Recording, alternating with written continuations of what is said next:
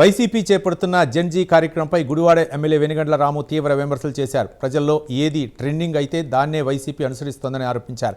Gen Z పేరుతో YCP రాజకీయ డ్రామాలు చేస్తోందని విమర్శించారు. మెగా డిఎస్సి ద్వారా 16,000 టీచర్ పోస్టులు భర్తీ చేసిన విషయాన్ని గుర్తు చేశారు. ఆధారాలు లేకుండా మంత్రి నారా లోకేష్ రాజీనామా కోరటం హాస్యాస్పదమని అన్నారు.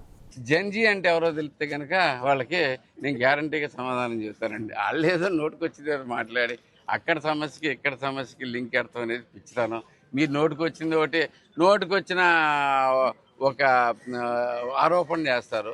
ఆరోపణ మళ్ళీ కంటిన్యూషన్ కోసం అక్కడ జెన్జీ జరిగింది, ఇక్కడ జెన్జీ పెడుతున్నాం. జెన్జీ అంటే ఏంటో కూడా తెలియకుండా నోటుకొచ్చినట్టు ఏదో చేసుకుంటూ పోతుంటారు. వాళ్ళ గురించి పట్టించుకోవాల్సిన అవసరం లేదండి.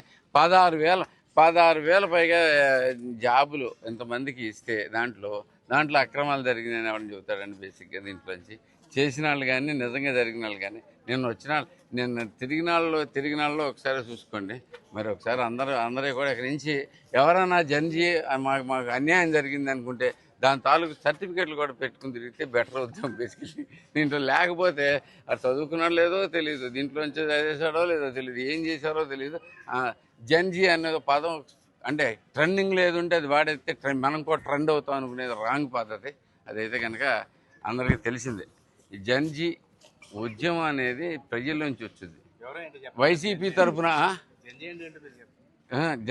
జెన్జీ ఉద్యమం ఏదైనా కానీ చెప్తాను. జెన్జీ ఉద్యమం అనేది వైసీపీ తరఫున, తెలుగుదేశం తరఫున, బీజేపీ తరఫున ఇలా ఒకరి తరఫున ఒకరు రారండి.